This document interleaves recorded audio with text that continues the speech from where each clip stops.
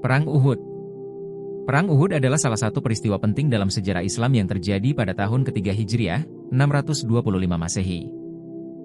Perang ini terjadi di Bukit Uhud, sekitar 5 km dari Madinah. Berikut adalah narasi, kronologi, dan pembalasan kaum muslim setelah kekalahan di perang ini. Latar belakang Perang Uhud adalah balas dendam Quraisy. Perang ini adalah upaya balas dendam kaum Quraisy setelah kekalahan telak mereka dalam Perang Badar. Abu Sufyan, pemimpin Quraisy, memobilisasi sekitar 3.000 pasukan untuk menyerang Madinah. Rasulullah Shallallahu Alaihi Wasallam memimpin sekitar 1.000 pasukan Muslim, tetapi 300 orang dari suku munafik pimpinan Abdullah bin Ubay mundur, menyisakan 700 pasukan. Kaum Muslimin memilih untuk menghadapi musuh di luar Madinah, di dekat Bukit Uhud. Kronologi Perang Uhud. Formasi pertahanan kaum Muslimin. Rasulullah Shallallahu Alaihi Wasallam menempatkan 50 pemanah di atas Bukit Uhud dengan perintah tegas untuk tidak meninggalkan posisi mereka, apapun yang terjadi. Tujuannya adalah melindungi sayap belakang pasukan Muslim dari serangan kavaleri Quraisy. Pada awal pertempuran, kaum Muslimin berhasil memukul mundur pasukan Quraisy yang mulai kacau dan melarikan diri. Kaum Muslim berhasil meraih banyak harta rampasan. Pelanggaran perintah Nabi. Sebagian besar pemanah meninggalkan posisinya di Bukit Uhud untuk mengumpulkan harta rampasan, meskipun Nabi telah melarangnya. Khalid bin Walid, yang saat itu belum masuk Islam, memimpin serangan balik kavaleri Quraisy melalui celah yang ditinggalkan pemanah. Serangan balik Quraisy. Serangan mendadak ini menyebabkan kekacauan di pihak kaum muslimin. Rasulullah Shallallahu Alaihi Wasallam sendiri terluka, dan berita bahwa beliau gugur sempat membuat pasukan muslim kehilangan semangat. Akhir pertempuran. Setelah melindungi Rasulullah Shallallahu Alaihi Wasallam, kaum muslimin mundur ke Bukit Uhud. Pasukan Quraisy tidak melanjutkan pengejaran karena mereka menganggap kemenangan mereka sudah cukup. Akibat kekalahan, kaum muslimin menderita banyak korban jiwa. Sekitar 70 sahabat gugur, termasuk Hamzah bin Abdul Muthalib, paman Nabi. Jenazah para syuhada, termasuk Hamzah, dimutilasi oleh Hindun binti Utbah, istri Abu Sufyan. Kekalahan ini menjadi ujian besar bagi kaum muslimin, baik secara mental maupun spiritual. Pembalasan kaum muslim setelah kekalahan. Setelah Perang Uhud, Rasulullah Shallallahu Alaihi Wasallam segera mengumpulkan kembali pasukan muslim untuk mengejar pasukan Quraisy hingga ke Hamra, Al-Asad. Ini menunjukkan bahwa kaum muslimin belum sepenuhnya kalah dan masih memiliki kekuatan. Meskipun tidak terjadi pertempuran besar, langkah ini berhasil menunjukkan kekuatan moral kaum muslimin dan membuat Quraisy mundur ke Mekah. Penguatan strategi. Rasulullah Shallallahu Alaihi Wasallam belajar dari kekalahan di Uhud dengan memperbaiki strategi militer, termasuk disiplin pasukan. Setelah kekalahan di Uhud, kaum muslimin memperkuat diri, yang berpuncak pada kemenangan strategis dalam Perang Khandaq. Pelajaran dari Perang Uhud. Ketaatan kepada pemimpin adalah kunci keberhasilan. Kekalahan di Uhud menjadi pelajaran bagi kaum muslimin untuk lebih bersabar, disiplin, dan bertawakal kepada Allah Subhanahu wa Ta'ala. Perang ini juga menunjukkan bahwa kekalahan sesaat tidak menghalangi kemenangan akhir. Perang Khandaq. Perang Khandaq, juga dikenal sebagai Perang Ahzab, adalah salah satu peristiwa penting dalam sejarah Islam yang terjadi pada tahun ke-5 Hijriah, 627 Masehi. Latar belakang Perang Khandaq. 1. Dendam Quraisy. Setelah kekalahan mereka dalam Perang Badar dan kegagalan di Perang Uhud, kaum Quraisy Mekah ingin menghancurkan komunitas Muslim di Madinah. 2. Koalisi Ahzab.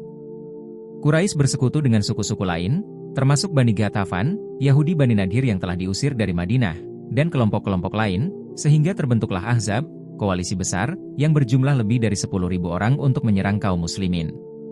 Kaum muslimin di Madinah, yang hanya berjumlah sekitar 3.000 orang, merasa gentar.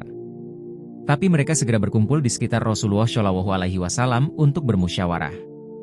Salah satu sahabat, Salman Al-Farisi, yang berasal dari Persia, mengusulkan sebuah ide yang belum pernah dilakukan di Jazirah Arab. Ia berkata, "Di Persia, kami biasa menggali parit besar di sekitar kota untuk melindungi diri dari musuh. Mengapa kita tidak mencoba cara ini, ya Rasulullah?" Rasulullah Shallallahu Alaihi Wasallam setuju dengan usulan ini. Lalu mulailah kaum muslimin bekerja keras menggali parit di sisi utara Madinah, karena hanya dari arah itu musuh bisa menyerang. Rasulullah Shallallahu Alaihi Wasallam sendiri ikut menggali, memecah batu, dan mengangkat tanah bersama para sahabat. Mereka bekerja siang dan malam, meskipun perut mereka sering lapar karena kekurangan makanan. Ada sebuah cerita indah di tengah penggalian parit ini. Ketika kaum muslimin menghadapi batu besar yang sangat keras, Rasulullah Shallallahu Alaihi Wasallam mengambil kapak dan memukulnya sambil bertakbir. Dengan izin Allah, batu itu pecah menjadi serpihan kecil. Saat itu, beliau berkata bahwa cahaya kemenangan telah terlihat, dan umat Islam suatu hari akan menguasai negeri-negeri besar seperti Persia dan Romawi. Akhirnya, parit besar itu selesai tepat waktu. Ketika pasukan Ahzab tiba di Madinah, mereka terkejut melihat parit yang membentang luas. Mereka tidak pernah menghadapi taktik seperti ini sebelumnya. Mereka mencoba menyeberang, tetapi para pemanah muslim menjaga parit dengan ketat. Pengepungan berlangsung lama, hampir sebulan penuh. Kaum muslimin mulai kelelahan. Mereka kelaparan, dan sebagian bahkan mulai kehilangan harapan. Di tengah situasi sulit ini, datanglah ujian lain, suku Yahudi Bani Quraisyah, yang sebelumnya berjanji akan setia kepada kaum muslimin, ternyata berkhianat. Mereka bersekongkol dengan musuh untuk menyerang dari dalam. Namun, Rasulullah Shallallahu Alaihi Wasallam tidak putus asa. Beliau terus memimpin umatnya dengan bijaksana. Kaum muslimin tetap bersatu dan bertahan meski dalam kesulitan. Lalu, pada malam yang gelap dan dingin, Allah Subhanahu wa Ta'ala menunjukkan kekuasaannya. Angin kencang dan badai pasir tiba-tiba melanda perkemahan musuh. Tenda-tenda mereka roboh, makanan mereka berterbangan, dan rasa takut mulai merasuki hati mereka. Musuh tidak lagi bisa bertahan. Mereka mundur dengan tergesa-gesa, meninggalkan Madinah tanpa sempat menyerang. Kemenangan ini diraih tanpa pertempuran besar, tetapi melalui strategi cerdas, persatuan, kesabaran, dan pertolongan Allah Subhanahu wa Ta'ala. Dari kisah ini, kita belajar bahwa ketika kita bersatu, bekerja keras, dan bertawakal kepada Allah, tidak ada rintangan yang tidak bisa kita lalui. Perang Khandaq bukan hanya tentang pertahanan fisik, tetapi juga pelajaran tentang iman, kebijaksanaan, dan kesabaran. Setelah Perang Khandaq, terdapat beberapa peristiwa penting yang menjadi tonggak sejarah sebelum akhirnya kaum muslimin berhasil menaklukkan Mekah pada tahun ke-8 Hijriah.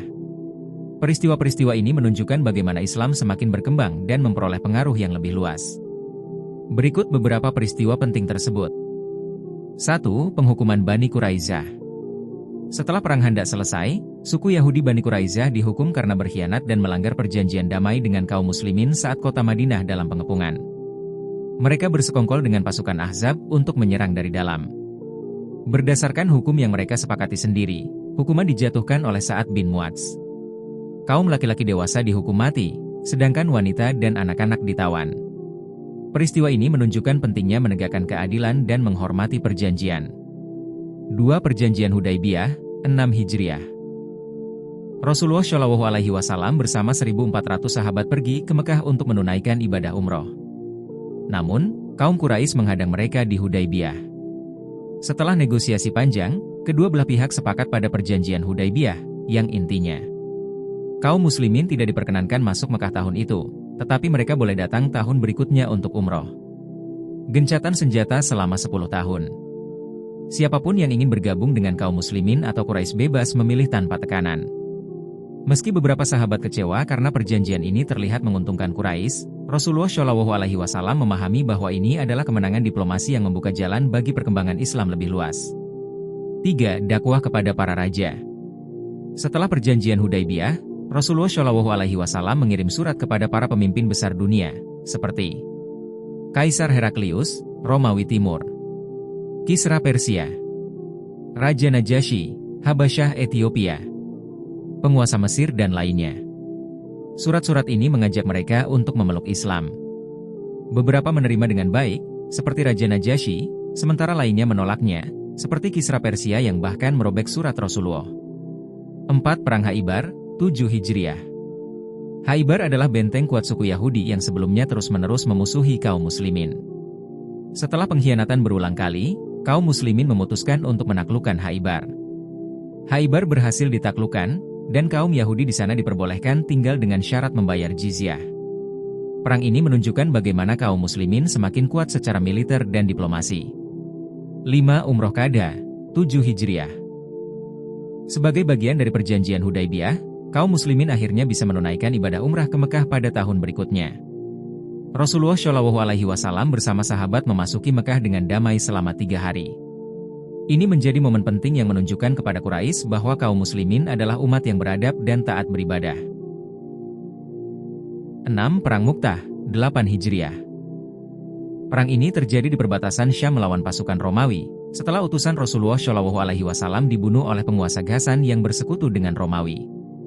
Meskipun kaum muslimin kalah jumlah, perang ini menunjukkan keberanian kaum muslimin. Zaid bin Haritsah, Ja'far bin Abi Thalib, dan Abdullah bin Rawaha gugur sebagai syuhada dalam perang ini. Khalid bin Walid kemudian memimpin pasukan muslim untuk mundur dengan taktik cerdik berhasil menghalau pasukan musuh. 7. Pelanggaran perjanjian oleh Quraisy, 8 Hijriah. Salah satu sekutu Quraisy, Bani Bakar, menyerang Bani Huza'ah, sekutu kaum muslimin, yang sedang dalam perlindungan perjanjian Hudaibiyah. Quraisy mendukung serangan ini, sehingga mereka dianggap melanggar perjanjian. Pelanggaran ini menjadi salah satu alasan utama bagi Rasulullah untuk mempersiapkan penaklukan Mekah. Kesimpulan: setelah Perang Khandaq, berbagai peristiwa penting ini membuktikan bahwa Islam semakin kuat baik dari sisi militer, diplomasi, maupun dakwah. Setiap peristiwa membawa hikmah dan mempersiapkan jalan bagi kemenangan besar, yaitu penaklukan Mekah dengan damai.